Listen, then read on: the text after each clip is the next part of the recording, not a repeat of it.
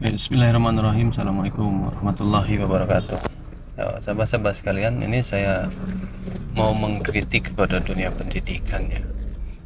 Pertama, saya mendengar dan menyaksikan anak-anak sekarang ketika selesai COVID-19 kemudian kembali tatap muka. Ya, seperti biasa anak-anak mengadakan sebuah project collaboration yang dikemas dalam pentas seni.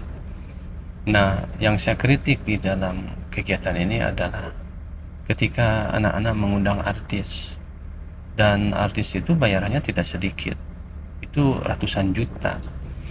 Nah, memang dalam kegiatan ini anak-anak dilatih entrepreneurship-nya, kreativitasnya, kerjasamanya, gotong royongnya, ide-idenya, gagasannya dimunculkan. Anak-anak dituntut untuk mengeluarkan ide-ide kreativitasnya, kemudian kerjasamanya dituntut semua. Oke, semuanya itu ada unsur pendidikannya, dan anak-anak ternyata bisa lebih kreatif daripada guru dan bisa menghasilkan kapital besar dalam jumlah yang luar biasa, ratusan juta sampai miliar itu. Dan ujung-ujungnya adalah pentas seni dan mengundang bintang tamu artis dengan jumlah biaya yang tidak sedikit. Yang saya kritik itu adalah pesta pentas seni seperti ini, mengundang artis ini, itu sudah berpuluh-puluh tahun. Ketika saya tugas tahun 2000 menjadi guru, budaya ini sudah ada di anak-anak kita. Dan ketika COVID-19, kemudian ada kurikulum merdeka, kemudian ada konsep-konsep yang harus dirubah, kemudian ada konsep transformasi pendidikan, ada disruption dari perubahan teknologi, dari akibat daripada pertumbuhan teknologi informasi itu. Jadi sebetulnya paradigma pendidikannya sudah berubah, pola hidup masyarakat sudah berubah, manusia-manusia yang dibutuhkannya sudah berubah. Dan yang sekarang manusia-manusia yang dibutuhkan itu adalah manusia-manusia yang berkarakter.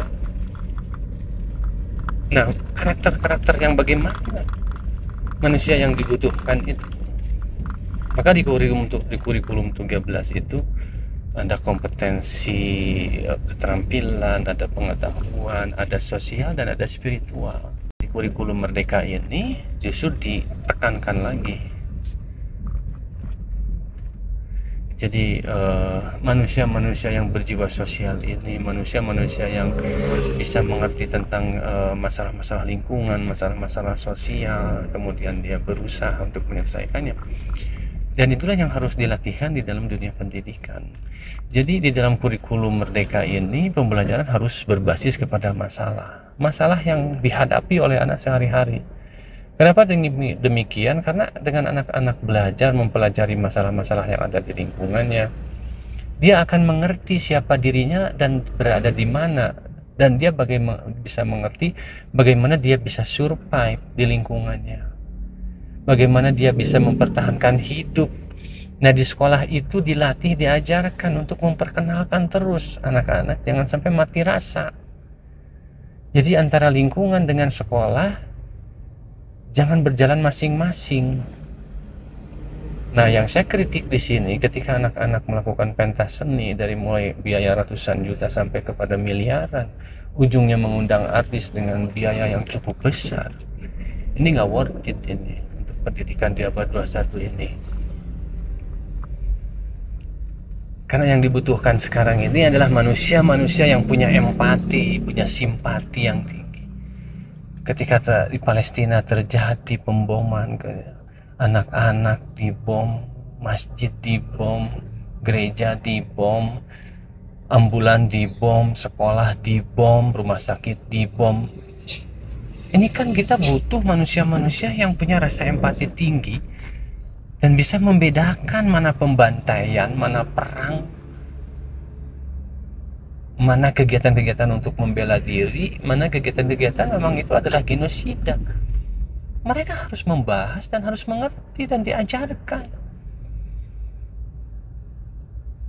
Nah, artinya dalam program-program yang harus dikembangkan di sekolah itu harus lebih banyak mensosialisasikan, memviralkan bagaimana sekelas dari mulai anak-anak sekolah dia sudah bisa menyelesaikan masalah, bukan ngundang artis. Bisa menyelesaikan masalah, bukan ngundang artis. Ngundang artis gampang, nanti di RT keliling cari duit, kemudian minta sumbangan sana sini, dapat duitnya gede kasih ke artis, yang senang artis. Sementara di masyarakat kita butuh orang-orang yang peduli kepada anak-anak miskin, kepada anak-anak yang bisa tidak melanjutkan sekolah, kepada lingkungan yang kotor, kepada lingkungan yang kumuh, kepada sungai yang dipenuhi sampah, kepada sampah yang tidak bisa dikelola, stunting, gizi buruk. Itu yang anak-anak harus diperkenalkan, dan ya sedikit, walaupun sedikit dia harus mengenal dan menyelesaikannya. Saya pikir dengan dana 100 juta, 300 juta, 400 juta, kalau anak-anak diajak oleh kita untuk menyelesaikan masalah yang terjadi di lingkungan, maka inilah yang akan menginspirasi di dunia dan mendapatkan apresiasi. Dan itulah kebutuhan dasar daripada manusia, mendapatkan apresiasi, mendapatkan penghargaan, mendapat penghormatan. Dan itu akan didapatkan anak-anak ketika dia melakukan sesuatu yang bermanfaat bagi masyarakat.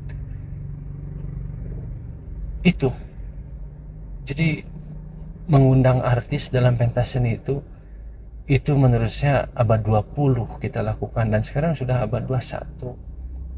Jadi belum move on dunia pendidikan kita kalau masih melakukan hal-hal seperti itu. Ya ini kritikan saja, baik dan buruknya silahkan aja. Kalau memang mau terus melakukan hal-hal yang seperti ini, ya kita akan melahirkan generasi-generasi tukang sirkus nantinya. Generasi-generasi tukang pesta. Dia bekerja keras, dia kreatif, tapi ujung-ujungnya pesta. Pesta untuk apa? Untuk menyenangkan dirinya. Dan orang-orang sukses itu bukan orang-orang yang ingin menyenangkan dirinya. Orang-orang sukses itu, pejuang itu, para negarawan itu, para pemimpin hebat itu adalah orang-orang yang menyenangkan dirinya dengan menyenangkan orang lain. Ini saya kritik kepada dunia pendidikan. Karena kalau saya tidak mengkritik, siapa lagi yang mau melakukannya? Dan orang tidak banyak berbicara dan merasa itu menjadi suatu hal yang biasa-biasa saja. Tapi kalau menurut saya itu bukan biasa-biasa saja, kan ini sudah dilakukan berulang-ulang dan tidak relate dengan pendidikan di abad 21 sekarang, dengan konsep kurikulum merdeka, dengan filosofi Ki Hajar Dewantara. Nggak relate itu, harus ditinggalkan itu.